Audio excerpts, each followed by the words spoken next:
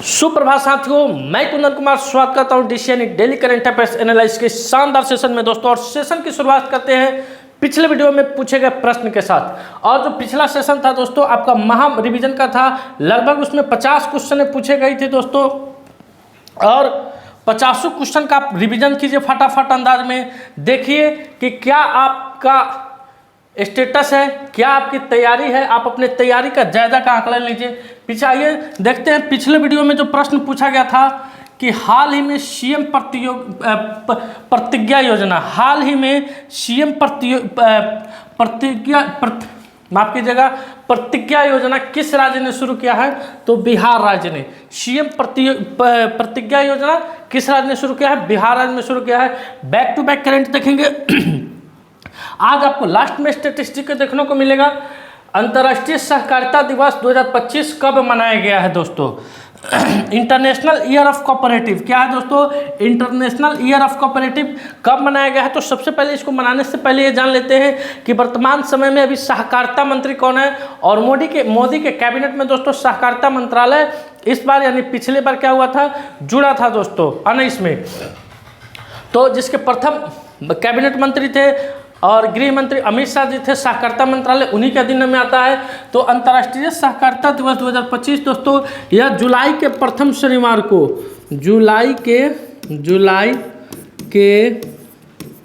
प्रथम शनिवार को, जुलाई के प्रथम शनिवार को मनाया जाता है दोस्तों। और इस बार को जो सैटरडे था यानी शनिवार था दोस्तों, वो 5 जुलाई को पड़ा था, इसलिए इसका करेक्ट उत्तर हो जाएगा ऑप्शन नंबर 1, 5 जुलाई हो जाएगा। अब 2026 को कब मानेगा दोस्तों? ये 2026 के जुलाई के प्रथम शनिवार को पता चलेगा। विषय की बात कर ले अगर हम, तो इसकी थीम की बात कर ले तो cooperatives build a better world. क्या है थीम इसका? A cooperatives build a better world. यहाँ पे भी थीम लिखा हुआ है cooperatives build a better world. अब आते हैं अगले क्वेश्चन की तरफ। अगला क्वेश्चन आपकी स्क्रीन पे आ रहा है दोस्तों। विश्व स्तर पर मान्यता प्राप्त अश्व रोग मुक्त कंपार्टमेंट कौन सा देश बना है दोस्तों? तो दोस्तों उत्तर प्रदेश की जो मेरठ छावनी है, कहाँ की? यूपी की जो मेरठ छावनी है, मेरठ छावनी है दोस्तों, मेरठ छावनी है दोस्तों, वो पूरे विश्व में अश्व रोग मुक्त कंपार्टमेंट बन गया है। तो इस क्वेश्चन का उत्तर हो जाएगा ऑप्शन नंबर 1, क्या हो जाएगा? भारत हो जाएगा। आइए जरा देखते हैं, भारत ने उत्तर प्रदेश के मेरठ छावनी में remount veterinary core RVC centre and college में अपना पहला अश्व रोग मुक्त कंपार्टमेंट स्थापित किया है। इस सुविधा को आधिकारिक तौर पर विश्व पशु स्वास्थ्य संगठन के द्वारा मान्यता दी गई है, जो वैश्विक जैव सुरक्षा मानकों के अनुपालन में भारतीय खेल घोड़ों को अंतर्राष्ट्रीय स्तर पर प्रतिस्पर्धा करने में सक्षम बनाने की दिशा में कार्य करती है। तो ऑप्शन नंबर 1 क्या हो जाएगा? इसका करेक्ट उत्तर हो जाएगा। अगले प्रश्न की तरफ बढ़ते हैं। अगला प्रश्न है कि 2025 तक विश्व का सबसे रहने योग्य शहर घोषित हुआ है, यानी 2025 के लास्ट तक, दिसंबर तक विश्व का सबसे रहने योग्य शहर कौन घोषित हुआ है? तो कोपेनहेगन दोस्तों। कौन हुआ है सर? कोपेनहेगन दोस्तों डेनमार्क का शहर है। कहाँ का शहर है? डेनमार्क का शहर है। डेनमार्क का शहर है दोस्तों कोपेनहेगन। 2 नंबर की बात करते हैं दोस्तों, तो 2 नंबर में ज्यूरिख है। कहाँ की? स्विट्जरलैंड। ज्यूरिख कहाँ की है? तो स्विट्जरलैंड की है, स्विट्जरलैंड का शहर है दोस्तों। 3 नंबर में बात करें बियाना, 3 नंबर में नहीं, 2 नंबर 2 पर ये दोनों देश काबिज है। 1 पर ये है और 2 पर ये दोनों देश काबिज है। और बात करें लास्ट की सबसे अंतिम पायदान तो कौन है? तो दमिश्क। कौन है दोस्तों? दमिश्क, जो कि सीरिया का शहर है। दमिश्क सीरिया का शहर है, सीरिया का शहर है। ये सबसे कम योग्य है। क्या भारत का कोई शहर है? तो निश्चित तौर पर होगा। भारत के 2 शहर इसमें सम्मिलित हुए हैं, एक नई दिल्ली और मुंबई, दोनों 141 स्थान पर है। एक बात कर ले नई दिल्ली की, एक बात कर ले नई दिल्ली की और एक बात कर ले मुंबई की, एक बात कर ले मुंबई की, एक दोनों 141वें स्थान पर है रहने योग्य में।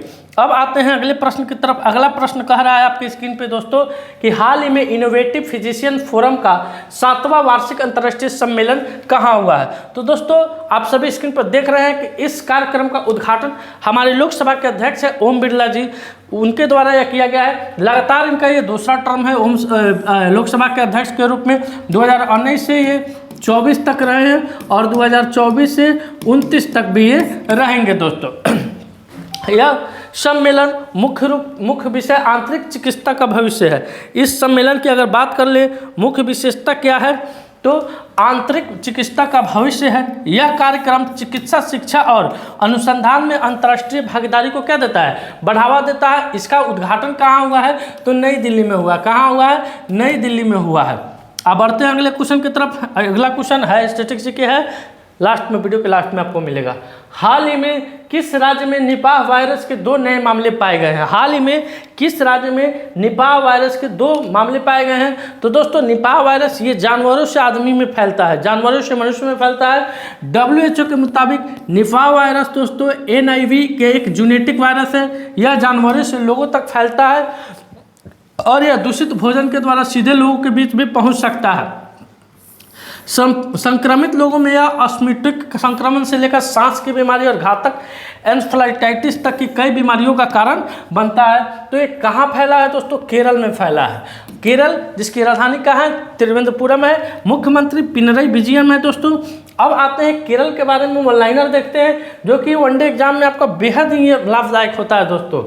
केरल 2020 से 25 के लिए संरक्षित क्षेत्रों को राष्ट्रीय मूल्यांकन के शीर्ष पर रहा है। भारत का पहला बटरफ्लाई सेंचुरी केरल में स्थापित किया गया है।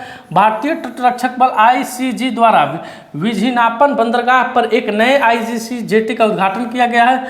नजातीय महोत्सव का उद्घाटन केरल में किया गया है। प्रधानमंत्री मोदी ने केरल के त्रिवेंद्रपुरम में विझिनम अंतर्राष्ट्रीय बंदरगाह का लोकार्पण किए हैं। केरल के विद्युत बोर्ड में V2G प्रौद्योगिकी के लिए IIT मुंबई के साथ समझौता किया गया है। AIC ने केरल में 110 से अधिक महाप्रसारण संरचनाओं की खोज की है और विश्व स्तर पर महिलाओं की सबसे बड़ी सभाओं में से एक अडुकल केरल में आयोजित अडुकल पोंगल का आयोजन केरल राज्य में हुआ है दोस्तों।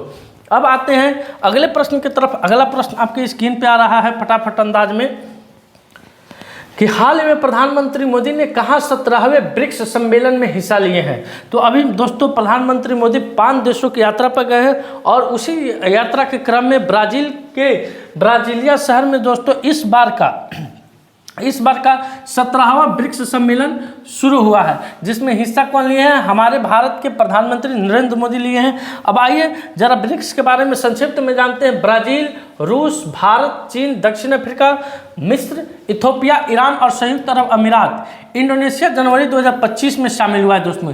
तो यहाँ से पूछ सकता है कि ब्रिक्स का नवीनतम देश कौन है, तो आपको बता देना है इंडिया। और ब्रिक्स दोस्तों ये उस समय ब्राज़ील, रूस, भारत, चीन और दक्षिण अफ्रीका ने मिलकर इसको खोला था। इसकी स्थापना 2009 में हुई थी। इसके घटक राष्ट्र में ब्राज़ील, रूस, भारत, चीन और दक्षिण अफ्रीका के अंग्रेजी नाम के प्रथम अक्षर है, यानी B से ब्राज़ील हो गया, R से रूस हो गया, I से इंडिया हो गया, C से चाइना हो गया, S से साउथ अफ्रीका हो गया। यही ब्रिक्स का संक्षिप्त रूप है दोस्तों। ब्रिक्स का लक्ष्य है वैश्विक सुरक्षा, स्थिरता और समृद्धि के लिए साझेदारी को बढ़ावा देना, जिसमें न्यू डेवलपमेंट बैंक, NDP और ब्रिक्स बिजनेस काउंसिलिंग के बीच तालमेल स्थापित किया जाता है। आइए अगले क्वेश्चन की तरफ बढ़ते हैं। अगला क्वेश्चन आ रहा है कि हाल ही में कौन दुनिया का तीसरा सबसे बड़ा घरेलू विमानन बाजार बन गया है। तो दोस्तों चीन और अमेरिका के बाद अपना देश भारत दुनिया का तीसरा सबसे बड़ा घरेलू विमान बाजार यानी डोमेस्टिक एविएशन मार्केट बन गया है। वित्त वर्ष 2024 और 25 की बात कर ले तो रिकॉर्ड 16.50 करोड़ से अधिक घरेलू यात्रियों ने हवाई यात्रा किया है दोस्तों। तो इस क्वेश्चन का उत्तर हो जाएगा ऑप्शन नंबर 1, अपना देश भारत। अगले क्वेश्चन की तरफ आते हैं। अगला क्वेश्चन कह रहा है कि हाल ही में किसने सभी बैंकों को financial fraud risk indicator FRI नामक एक नया डिजिटल सिस्टम अपनाने को कहा है। तो RBI ने, किस बैंक ने, रिजर्व बैंक ऑफ इंडिया ने भारत के सभी बैंकों को, यहाँ देखिएगा, फाइनेंशियल फ्रॉड रिस्क इंडिकेटर नामक एक नया डिजिटल सिस्टम अपनाने को दिया है। यह बताना मुश्किल है कि हाल ही में किसने सभी बैंकों को फाइनेंशियल फ्रॉड रिस्क इंडिकेटर नामक एक नया डिजिटल सिस्टम अपनाने का निर्देश दिया है, क्योंकि उपलब्ध जानकारी इस विशिष्ट निर्देश के जारीकर्ता की पहचान नहीं करता। यह निर्देशन किसी नियामक संस्थान जैसे भारतीय रिजर्व बैंक या किसी अन्य वित्तीय प्राधिकरण द्वारा जारी किया गया हो सकता है, जिसका उद्देश्य वित्तीय धोखाधड़ी को रोकना है। तो कुल मिला के कह सकते हैं कि इस क्वेश्चन का उत्तर आरबीआई हो सकता है कि नहीं हो सकता है, ये मायने नहीं रखता है दोस्तों। यानी आरबीआई हो भी सकता है, नहीं भी हो सकता है, इसकी जानकारी गुप्त रखी जाती है, लेकिन आरबीआई ही सभी बैंकों को निर्देश देता है लगभग, इसलिए इस क्वेश्चन का उत्तर हमने आरबीआई ही लगाया है दोस्तों। स्पष्ट शब्दों में यहाँ लिखा हुआ है, सारी बातों को क्लियर किया गया है। आते हैं अगले प्रश्न की तरफ। अगला प्रश्न आ रहा है कि हाल ही में कौन अंतर्राष्ट्रीय क्रिकेट के तीनों प्रारूप में शतक लगाने वाली पहली भारतीय महिला बनी है? तो दोस्तों स्मृति मंधाना। कौन? स्मृति मंधाना। टेस्ट की बात करें, वनडे की बात करें और T20 की बात करें, तीनों फॉर्मेट में शतक लगाने वाली पहली भारतीय महिला बनी है दोस्तों। स्मृति मंधाना और शेफाली वर्मा की जोड़ी महिला T20 में सबसे ज़्यादा रनों की साझेदारी करने वाली जोड़ी भी बन गई है। उन्होंने इंग्लैंड के खिलाफ दूसरे T20 में 272 रन पूरे किया और इस दौरान ऑस्ट्रेलिया की इलिसा हिली और बेथ मुनी को पीछे छोड़ दिया, जिन्होंने महिला T20 में 2720 रन बनाए हैं दोस्तों। अब आते हैं अगले प्रश्न की तरफ। अगला प्रश्न कह रहा है कि हाल ही में किसे मानसिक स्वास्थ्य पुरस्कार 2025 से सम्मानित किया गया है? तो साइमा वजेदा को। किसे दोस्तों? साइमा वजेद को दोस्तों मानसिक स्वास्थ्य पुरस्कार 2025 से क्या किया गया है? सम्मानित किया गया है। विश्व स्वास्थ्य संगठन दक्षिण पूर्व एशिया की क्षेत्रीय निदेशक साइमा वजेद को मंगलवार को थाईलैंड के 24वें वार्षिक अंतर्राष्ट्रीय मानसिक स्वास्थ्य सम्मेलन में मानसिक स्वास्थ्य पुरस्कार 2025 के लिए क्या किया गया है? सम्मानित किया गया है साइमा वाजेद को दोस्तों। आइए अगले क्वेश्चन पर देखते हैं। कुछ सम्मानित व्यक्तियों के नाम है कि जरा चौधरी ने 2025 में शक्ति भट्ट पुरस्कार जीता है। जरा चौधरी 2025 में कौन से पुरस्कार जीते हैं दोस्तों? तो जरा चौधरी ने 2025 में शक्ति भट्ट पुरस्कार जीते हैं। उसके बाद प्रधानमंत्री नरेंद्र मोदी को धर्म चक्रवर्ती की उपाधि दी गई है। प्रधानमंत्री नरेंद्र मोदी को साइप्रस के सर्वोच्च नागरिक सम्मान Grand Collar of the Order से माइक्रोस 3 से नवाजा गया है। सोनल मान सिंह को 2023 में शंकरदेव पुरस्कार से सम्मानित किया गया था। अनाहत सिंह ने PSA महिला challenger player of the season का पुरस्कार जीता। सारा जोसेफ को मातृभूमि साहित्य पुरस्कार से सम्मानित किया गया। आचार्य प्रशांत को सर्वाधिक प्रभावशाली पर्यावरणविद के पुरस्कार से सम्मानित किया गया है। अगले क्वेश्चन की तरफ आते हैं। अगला क्वेश्चन आपके स्क्रीन पे है कि हाल ही में भारत सरकार ने कितने नए राजनीतिक आपातकालीन तेल भंडार बनाने की घोषणा की है? तो भारत सरकार ने दोस्तों गुजरात, राजस्थान और उड़ीसा इन तीन राज्यों में दोस्तों भारत ऊर्जा सुरक्षित सुनिश्चित करने और भविष्य की आपात स्थितियों के लिए तैयार रहने के लिए उड़ीसा, राजस्थान और गुजरात में 3 नए रणनीतिक तेल भंडार बना रहे हैं। तो इस क्वेश्चन का उत्तर हो जाएगा ऑप्शन नंबर 1। अगला क्वेश्चन आपके स्क्रीन पे आ रहा है कि विश्व मुक्केबाजी कप 2025 में साक्षी चौधरी ने महिलाओं की 54 केजी में कौन सा पदक जीता है? तो साक्षी चौधरी ने इसमें स्वर्ण पदक जीते हैं। 2 बार की युवा विश्व चैंपियन साक्षी चौधरी ने अस्ताना में दूसरे विश्व मुक्केबाजी कप 2025 में भारत के लिए पहला स्वर्ण पदक जीता है। उन्होंने महिलाओं के 54 केजी किग्रा वर्ग के फाइनल में अपना दबदबा बनाए रखा और यूएस के योसेलाइन फेरेज के खिलाफ सर्वसम्मति से जीत हासिल की है। अगले क्वेश्चन की तरफ रुख करते हैं कि विश्व बैंक ने भारत को विश्व के सबसे समान समाजों में कौन सा स्थान दिया है? तो दोस्तों अभी विश्व बैंक ने भारत को विश्व के सबसे समान समाजों में 4थे स्थान दिया है, यानी 4th नंबर का स्थान दिया है। विश्व बैंक ने भारत को विश्व के सबसे समान समाजों की सूचीबद्ध किया है। भारत का गिनी इंडेक्स 25.5 है, जो वैश्विक स्तर पर 4थे सबसे समान देश बनता है। भारत के आगे केवल 3 देश है, स्लोवाका गणराज्य 24.1 के साथ, स्लोविया 24.3 के साथ, बेलारूस 24.4 के साथ। गिनी इंडेक्स आय, संपत्ति, उपभोग असमानता मापता है। कम स्कोर का मतलब अधिक समानता होता है। अगला क्वेश्चन कह रहा है आज का सवाल कि हाल ही में देश की सबसे लंबी सुरंग 14.58 किलोमीटर का निर्माण किस राज्य में पूरा हुआ है? इस क्वेश्चन का उत्तर आपको कमेंट सेक्शन में देना है दोस्तों। अभी सेशन समाप्त नहीं हुआ है। आइए अगले क्वेश्चन पर पढ़ते हैं। भारत का पहला खास सुरक्षा संग्रहालय उद्घाटन कहाँ किया गया था?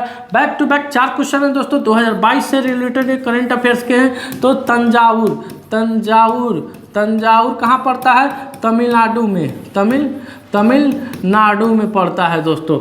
उसके बाद मैटूर बांध, कौन बांध? मैटूर बांध किस नदी पर है दोस्तों? तो कावेरी नदी पर, ये भी तमिलनाडु में पड़ता है, कावेरी नदी पर है, कावेरी नदी पर है, ये भी तमिलनाडु में पड़ता है।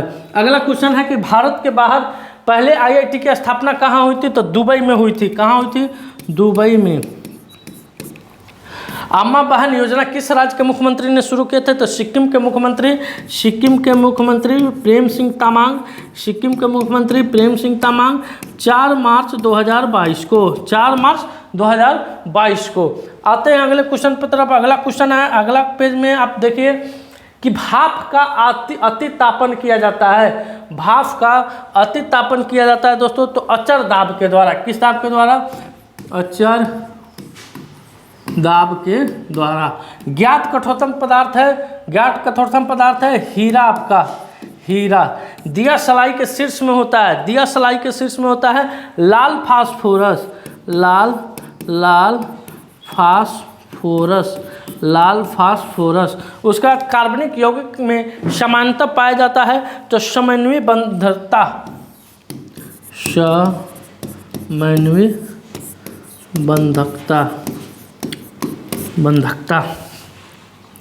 अगले क्वेश्चन की तरफ आते हैं कि अधातु जो ताप के, अधातु मैग्नेटाइट एक अयस्क है। क्या है दोस्तों? मैग्नेटाइट एक अयस्क है लोहा का। क्या है? लोहा का। किसका अयस्क है? लोहा का। अधातु जो ताप एवं विद्युत का सुचालक होता है ग्रेफाइट। कॉपर सांद्र सल्फ्यूरिक अम्ल में से गर्म प्रतिक्रिया करने पर कौन सा गैस बनता है? तो हाइड्रोजन। कौन सा गैस? हाइड्रोजन। ये है ताप विद्युत युग्म किस प्रकार काम करते हैं? तो थॉमस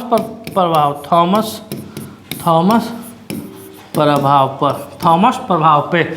आते हैं अगले क्वेश्चन की तरफ। अगला क्वेश्चन तो खत्म हो गया।